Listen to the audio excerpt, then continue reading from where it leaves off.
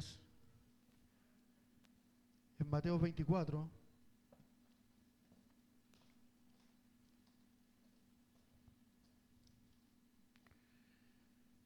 ¿Cuánto hemos llegado con dificultad el día de hoy a la casa del Señor? Todos hemos llegado con algún motivo, alguna dificultad, e incluso llegando aquí a la casa de oración, el enemigo quiere arruinarnos la bendición, pero el Señor es más poderoso. Vamos a dar lectura al versículo Mateo 24. Ando por acá por Marco.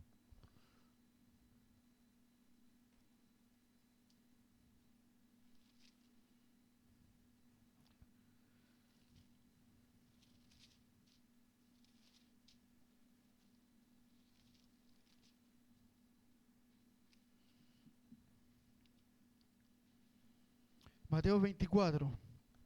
Vamos a darle lectura los primeros versículos hasta el versículo 2 y vamos a dar lectura del mismo 24 al versículo 15. En el nombre de nuestro Señor Jesucristo. Y dice así, como título, Jesús predice la destrucción del templo. Cuando Jesús salió del templo y se iba, dice, se acercaron sus discípulos para mostrarle los edificios del templo. Respondiendo él les dijo, ¿veis todo esto? De cierto os digo que no quedará aquí piedra sobre piedra que no sea derribada. Y el versículo 15 dice, por tanto, cuando veáis el lugar santo, la abominación desoladora que habló el profeta Daniel, el que lee entienda. Amén. Bien, mis hermanos, primero vamos a analizar un poco de historia en lo que es cierto la Biblia. Podemos ver cierto de que en la Biblia se mencionan 7 imperios a nivel mundial que van a regir a la humanidad. En la gran mayoría de estos imperios, el pueblo de Israel cayó cautivo. El primer imperio que estuvo en la tierra fue el imperio egipcio. Posteriormente, el asirio, el babilónico, los medos y persas, los griegos y el último imperio que estuvo en la tierra cuando estuvo nuestro Señor Jesucristo fue el imperio romano. Y habla de un séptimo imperio, y este imperio es el que va a regir en el tiempo de la gran tribulación o en el tiempo de angustia de Jacob, que es el imperio del anticristo. El profeta Daniel, ¿en qué imperio se encontraba el profeta Daniel cuando se le entregaron las visiones de los últimos tiempos? En el imperio del rey Nabucodonosor, que es el babilónico. Ahí el profeta Daniel, ¿cierto?, se le presenta, ¿cierto?, a través del sueño del rey de Nabucodonosor, ¿cierto? Él ve una estatua y ahí, ¿cierto?, se desglosan en las partes de la estatua los imperios que iban a regir posteriormente al gobierno o al imperio babilónico. Vamos a pasar, eso es como historia, para que sepan más o menos los imperios, ¿cierto?, que regían el mundo en tiempos antiguos. Vamos a pasar más o menos a la historia de los templos de Israel. En la historia sabemos que hubieron 2 templos en el pueblo de Israel. El primer templo dice que es conocido como el templo de Salomón. Fue construido en Jerusalén por el rey Salomón entre el año 966 y 959, antes de la era común. Y fue destruido en el año 587 y 586 por el rey Nabucodonosor, que se encontraba en ese entonces el imperio babilónico.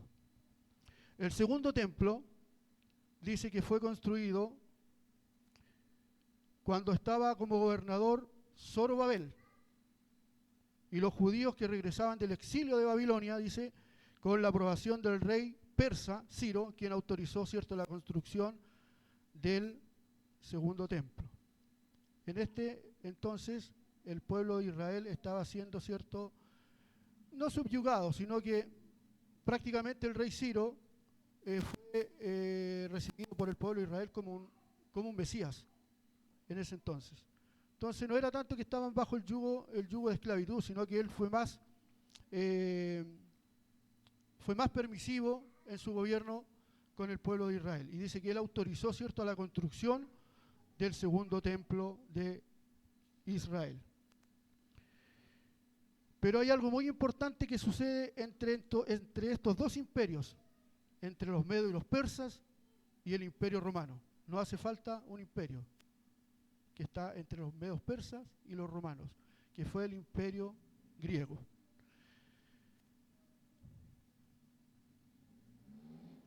Muy importante, dice, se reveló una de las profecías de Daniel de la abominación desoladora. El imperio griego durante el tiempo de Israel estuvo bajo el yugo, ¿cierto?, de los griegos.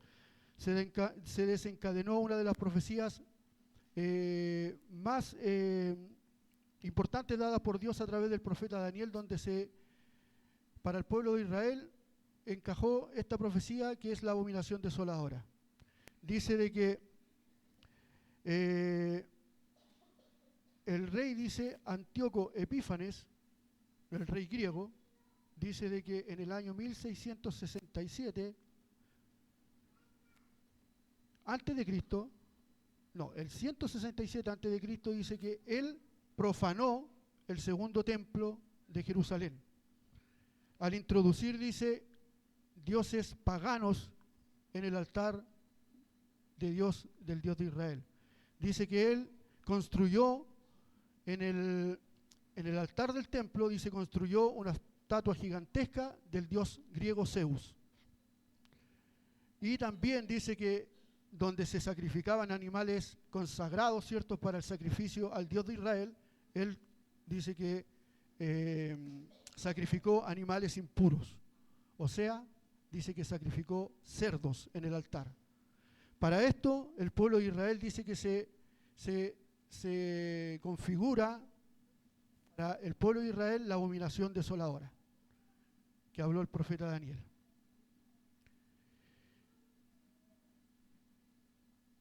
Este emperador sacrificó animales impuros, cerdos, ¿cierto?, llevando así para el pueblo judío el cumplimiento de la profecía de la abominación desoladora. Dice, pero podemos ver que en Mateo 24, Jesucristo, dice, dio a conocer a sus discípulos dos profecías importantes que se iban a desencadenar antes de su venida. Y esto parte con la destrucción del templo de Jerusalén en el año 70 después de la era común por el Imperio Romano.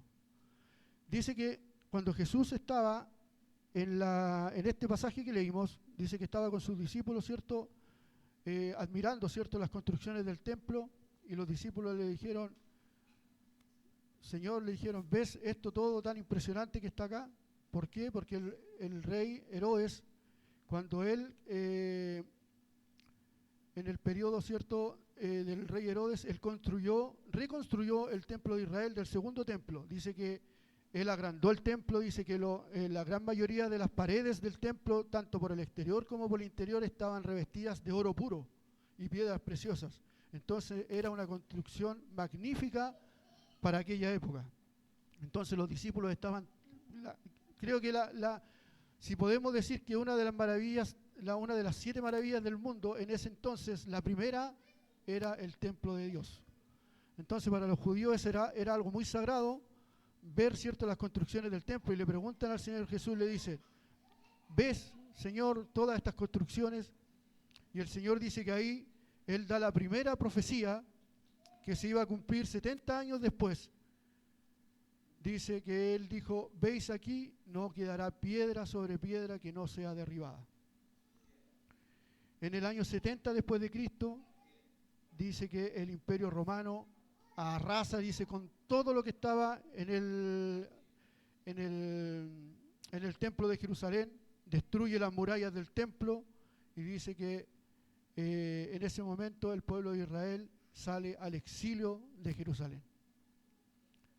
Entonces aquí podemos ver, ¿cierto?, que esta gran profecía que Jesucristo, ¿cierto?, nuestro Señor Jesucristo dio a los discípulos, se cumplió 70 años después de la era común.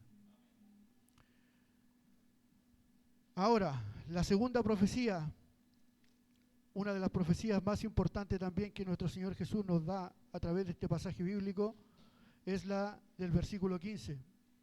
Dice: por cuanto veáis en el lugar santísimo la abominación desoladora de que habló el profeta Daniel. Ahora nosotros nos preguntamos, ¿cómo nosotros podemos pensar en el lugar santísimo la abominación desoladora si ahora no hay templo en Jerusalén?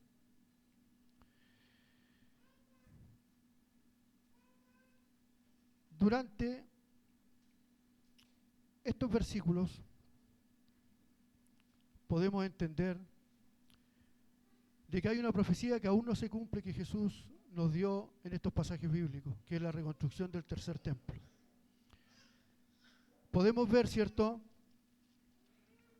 que desde el año 70 hasta nuestros tiempos hoy en día se cumplieron muchas profecías que están en estos pasajes bíblicos y que todavía nosotros estamos siendo espectadores de estas profecías. Dice que desde el versículo 4 en adelante dice: Jesús respondió y le dijo: mirad que nadie os engañe, porque vendrán muchos en mi nombre, diciendo yo soy el Cristo, y a muchos engañarán. Oiréis de guerra, rumores de guerra. Mirad que no os turbéis, dice, porque es necesario que todo esto acontezca, pero aún no es el fin. Se levantará nación contra nación, reino contra reino, habrá pestes, hambres, terremotos en diferentes lugares, y todo esto será principio de dolores.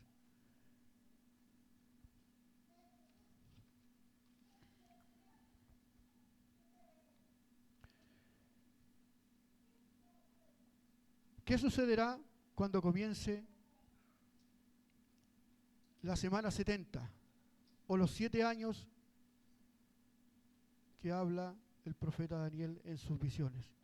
Dice: el último regidor mundial, el cual la Biblia lo llama el anticristo, dice, confirmará un pacto con muchos. ¿Qué sucederá? Dice que el mundo va a estar en un total colapso, tanto económico, social, que no habrá poder político terrenal que no pueda solucionar todo lo que esto va a estar sucediendo en el mundo en ese entonces. Y dice que en ese momento se va a levantar un hombre que llegará al escenario mundial y va a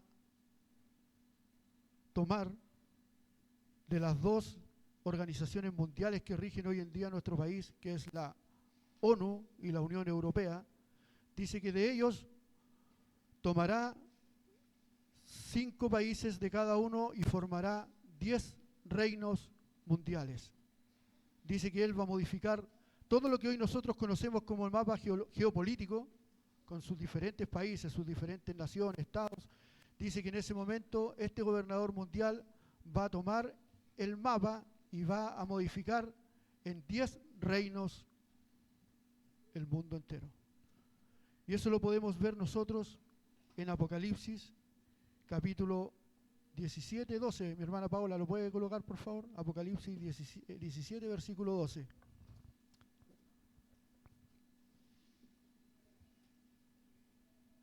Apocalipsis 17, capítulo 12. Dice: los 10 cuernos que has visto son 10 reyes que aún no han recibido reino. Más adelante, pero por una hora, un poco más atrás, por una hora recibirán autoridad como reyes. Ahí dice de que ellos van a recibir autoridad como reyes. En ese tiempo se hablaba de reyes, no se hablaba de estados, ni de presidentes, ni de países, se hablaba de reinos. Juntamente con la bestia. Y más abajo, hermana Paola, estos tienen un mismo propósito. ¿Cuál es el propósito? Y entregarán su poder y autoridad a la bestia. ¿Qué es lo que va a pasar, mis hermanos, en ese entonces? estos países y estos reinos que se van a levantar en el tiempo final van a entregar toda la autoridad a la bestia, o sea, al anticristo. Y ahí el anticristo dice que se va a levantar como el único regidor mundial o el último, ¿cierto? O lo que hoy conocemos muchas veces que en redes sociales sale y dice que es el último imperio sobre la tierra. Dice que él logrará establecer la economía, solucionará el problema de la hambruna, unificará las naciones con una sola moneda, un solo gobierno, un solo reino, habrá paz momentánea en el mundo. Dice que cuando su corazón se enaltezca y vea que tiene al mundo y a sus moradores bajo su control, éste cometerá la profecía que nuestro Señor Jesucristo nos dio en Mateos 24, versículo 15. Y dice: por tanto, cuando veáis el lugar santo, la abominación desoladora que habló el profeta Daniel, el que le entienda. En ese momento dice que este gobernador mundial, cuando esté gobernando, ¿cierto?, los primeros 7 años de la tribulación, este gobernador mundial solucionará todos los problemas sociales del mundo y sobre ese transcurso reconstruirá el tercer templo en Jerusalén. Y dice que cuando su corazón se enaltezca, dice, y cuando vea que ya tiene a todo el mundo en su poder, dice que él va a cometer la abominación desoladora que habló el profeta Daniel y que nos profetizó nuestro Señor Jesucristo en el versículo 15. Dice que él va a entrar al templo, no como lo hizo el emperador Antíoco Epífanes. Él dice que el Antíoco Epífanes, él cometió la abominación ingresando una estatua del dios Zeus al templo y sacrificó un cerdo en el lugar, ¿cierto?, donde se sacrificaban animales puros. Pero dice que este hombre, el último regidor mundial, dice que va a entrar al templo y se va a proclamar Dios sobre la tierra.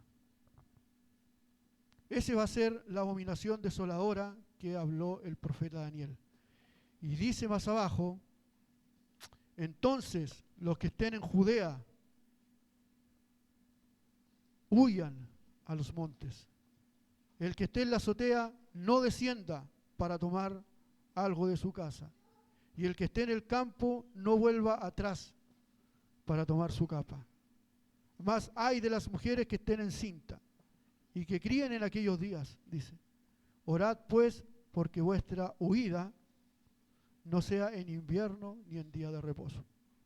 Porque habrá entonces gran tribulación, la cual no ha habido desde el principio del mundo ni la habrá.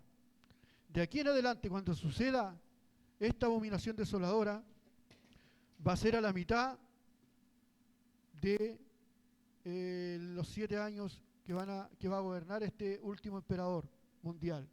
Y dice que a la mitad de la semana, dice que él va a romper el pacto y va a cometer la abominación desoladora.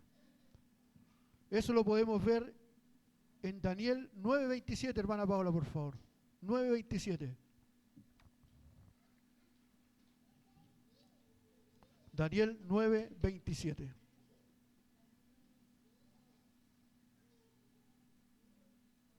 ¿O hermano Jeremías estaba controlando? Hermano Jeremías, 9:27. Daniel 9:27 dice: y por otra semana confirmará el pacto con muchos, con las naciones, las 10 naciones. A la mitad de la semana, 3 años y medio, dice, hará cesar el sacrificio y la ofrenda. Más adelante, hermano Jeremías, un poquito, por favor. Después, con la muchedumbre de las abominaciones, vendrá el desolador, hasta que venga la consumación.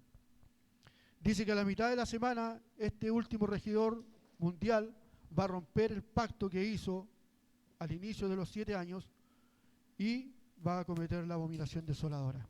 Y de ahí vienen todas las instrucciones que nuestro Señor Jesucristo en aquel entonces le dio a sus discípulos. Pero no era específicamente para sus discípulos, sino que era para la última generación que iba a presenciar todas estas señales que Él nos dio. Porque dice que en el versículo 34 dice, de cierto os digo que no pasará esta generación hasta que todo esto acontezca. O sea, mis hermanos, nosotros ahora, 2025, octubre, podemos ver que estamos viendo todas estas señales cumpliéndose ante nuestros ojos. Muchas veces nosotros queremos a lo mejor hacer vista gorda o desentendernos, pero si por algo nuestro Señor Jesucristo nos dejó estas instrucciones acá, es por algo. Yo no voy a darle instrucciones a mi hijo si yo sé que él no va a pasar por eso. ¿Para qué voy a gastar palabras en darle una instrucción si no va a pasar por eso? Por algo el Señor Jesús nos dejó estas instrucciones, porque nosotros somos la última generación, mis hermanos, que estamos viendo todas estas situaciones acontecer.